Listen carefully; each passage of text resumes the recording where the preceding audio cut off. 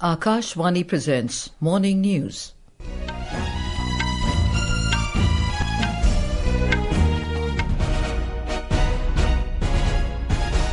Good morning, I'm Anuja Kumar. The headlines.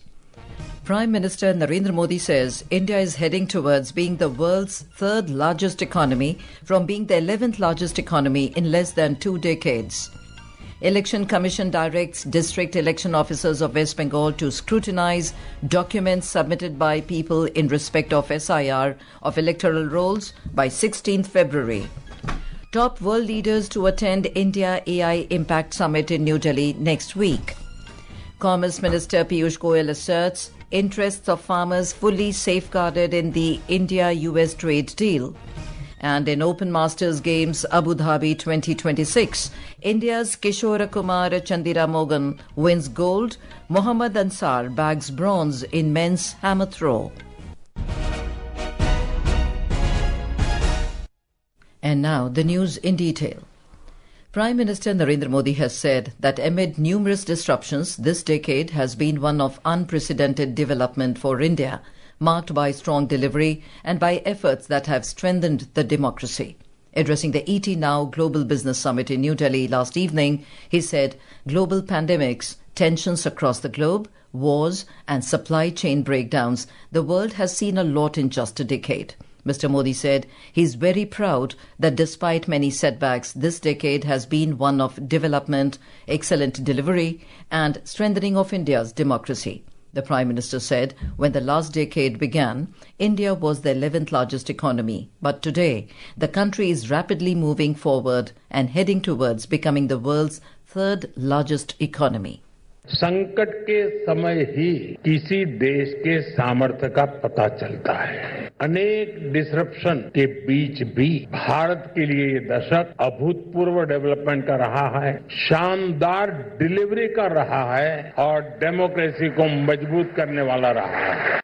Prime Minister Modi will be on a day-long visit to Assam today. Mr. Modi will inaugurate and flag off various projects worth more than 5,450 crore rupees in Guwahati in the afternoon. At around 10:30 this morning, he will land at the emergency landing facility on Moran Bypass, developed along a national highway in Dibrugarh district, where he will also witness the aerial display of fighters, transport aircraft and helicopters. The emergency landing facility is the first of its kind in northeast India, designed and constructed in coordination with the Indian Air Force to support landing and takeoff of military and civil aircraft during emergencies. Our correspondent has the details. The Prime Minister will arrive in Guwahati after the Dibrugarh event at around 1 p.m. and will inaugurate Kumar Bhaskar Barma Setu across river Brahmaputra connecting Guwahati and North Guwahati, built at a cost of rupees 3,000 crore. After the bridge inauguration, the Prime Minister will proceed to Lasit Ghat, a nearby area, to virtually inaugurate the temporary campus of IIM Guwahati and the National Data Center for Northeastern Region at Amingaon in Kamrup district. In addition, the Prime Minister will flag off 225 electric buses under the PME Bus Seva scheme for 4 cities of India. 100 buses for Guwahati, 50 each for Nagpur and Bhavnagar, and 25 buses for Chandigarh. At 2 p.m., the Prime Minister will address a booth sammelan of BJP workers in Guwahati. Aminul Hazuddar, Akashvani News, Guwahati. The Election Commission has instructed all the district election officers of West Bengal to ensure the documents which are mandated by the Commission and the Supreme Court get uploaded in respect of the ongoing SIR process.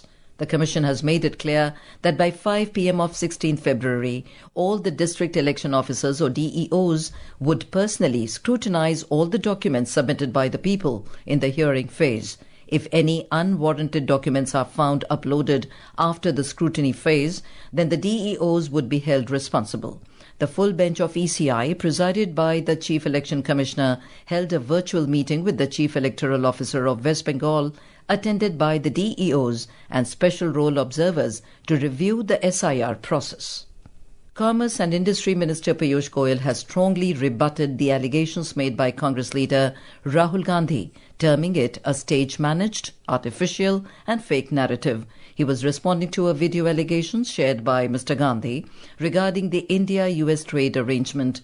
In a social media post, Mr. Goyal said the Congress leader made the allegations alongside party activists who were posing as farmer representatives. He dismissed the claims as completely baseless and accused Mr. Gandhi of attempting to mislead the country's annadatas.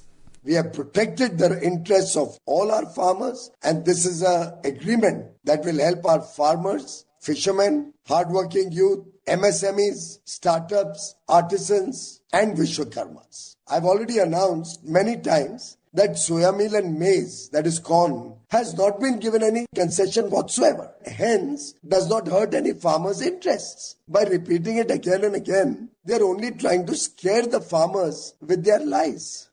Mr. Goyal noted that India currently imports around 5.5 lakh tons of apples annually due to domestic demand exceeding production. He said the government has not permitted unlimited imports but only introduced a quota lower than the existing import levels. The Commerce Minister added that imports will be allowed only at a minimum import price of 80 rupees per kilogram, along with a duty of 25 rupees per kilogram. Prime Minister Shri Narendra Modi ji has always been a well-wisher of our farmers, our annadatas. He has introduced so many schemes to support our farmers and make India Atmanirbhar. He will always protect the interests of farmers and the nation's progress. Kisan Surakshit, Desh Viksit. Mr. Goyal said that there has not been any country apart from India to have finalized a free trade agreement, FTA, with Australia, New Zealand, the UK, the European Union, the four-nation EFTA, and the United States. He said that 38 countries have been covered under 9 free trade agreements, which together cover 2/3 of the global economy. The minister also asserted that without India, it will be difficult to expand AI in the global value chain. The Congress party has secured a landslide victory in the Telangana municipal elections, winning 66 out of 116 municipalities. Out of the 2,582 wards where results were declared, Congress triumphed in 1,347. The Bharat Rashtra Samiti followed with 717 wards and 13 municipalities, while the BJP stood in third position by securing 261 wards, and independents took 256 wards. A hung verdict was seen in 36 municipalities as no single party reached the majority mark. Akashvani News is starting a new series, Prakriti Ki Baat, Akashvani Ke Saath. In the first episode, we speak to Minister of Environment, Forest and Climate Change, Bhupendra Yadav. In the program, he talks about India's commitments and achievements regarding environmental conservation and Mission Life. He also shares how different ministries are working on this issue with whole-of-government approach. Bharat दुनिया के उन चुनिंदा देशों में है जिन्होंने न केवल अपने लक्ष्यों को पूरा किया बल्कि अपने रिवाइज्ड एनडीसीज भी पेश किए और उसके साथ ही जो हमारे 5 क्वालिटेटिव लक्ष्य थे उसमें अब हमने रिवाइज करके एक बड़ा लक्ष्य मिशन लाइफ किया है। प्रकृति की बात आकाशवाणी के साथ।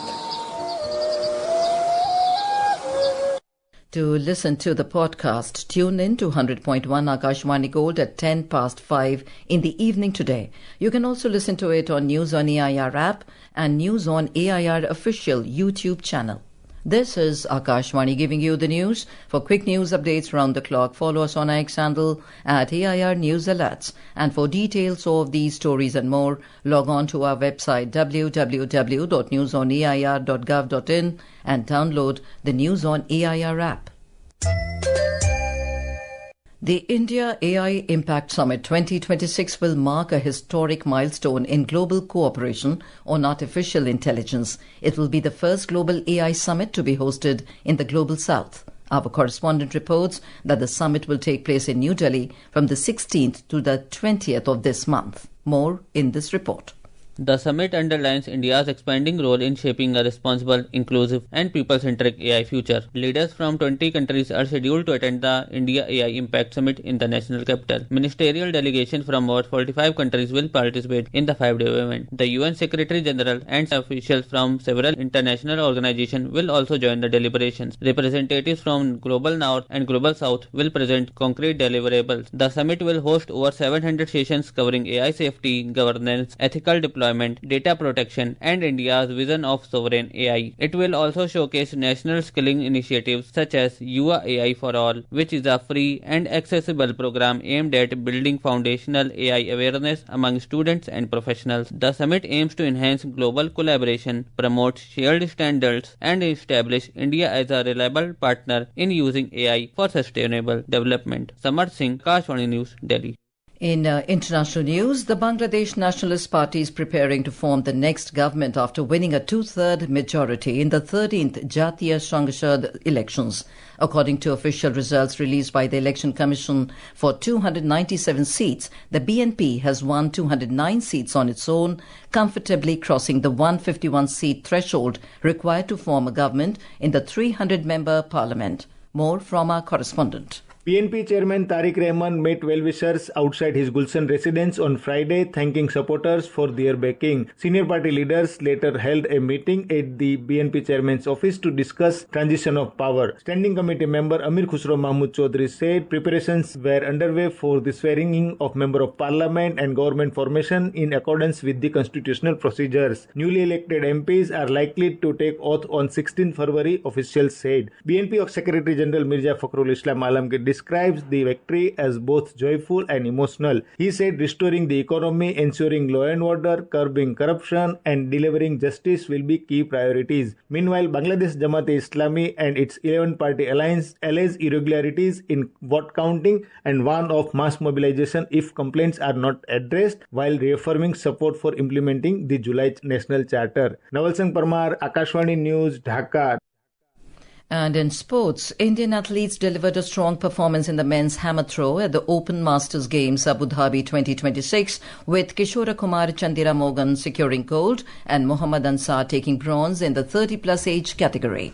Kishore Kumar clinched the top position with a winning throw of 37.92 meters, while his compatriot Ansar earned the third place on the podium at the International Veterans Athletics Meet yesterday. And now for a look at today's newspapers, it's over to Subhadra Ramachandran. Thank you, Anuja. All the dailies have covered the inauguration of new Prime Minister's office and Central Secretariat as a welfare push. The Indian Express quoting the Prime Minister writes, Seva Tirth, Kartavya Bhavan to fulfill aspirations of India. Hindustan Times opens with the headline, IT stocks lose $50 billion in February to AI jolt fears. The Economic Times says digital arrest victims may be going undercover, referring to banks, insurance companies in talks for protection, plan against scams, where money, data transfers occur by coercion. Prime Minister says he looks forward to working with the new Bangladesh leader as BNP sweeps Bangladesh polls. Tariq Rahman said to be PM, notes a statesman. Under the headline, Defence Ministry expands definition of family for officers, housing rules. The Pioneer reports the revised rules include parents as dependents.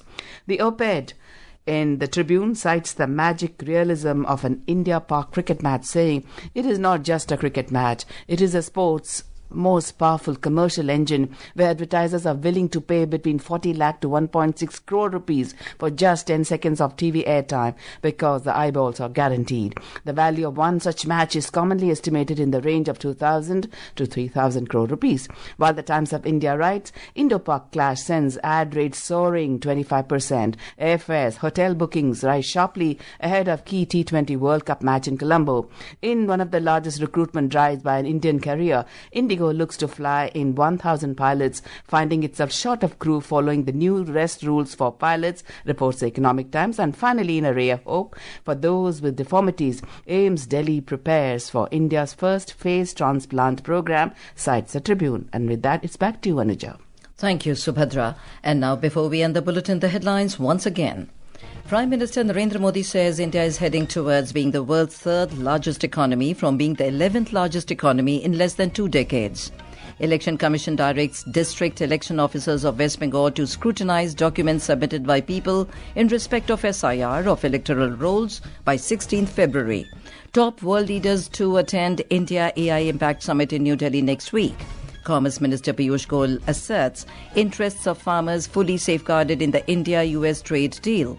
And in Open Masters Games Abu Dhabi 2026, India's Kishore Kumar Chandiramogan wins gold. Mohammad Ansar bags bronze in men's hammer throw. And with that, we end the morning news. Have a nice day.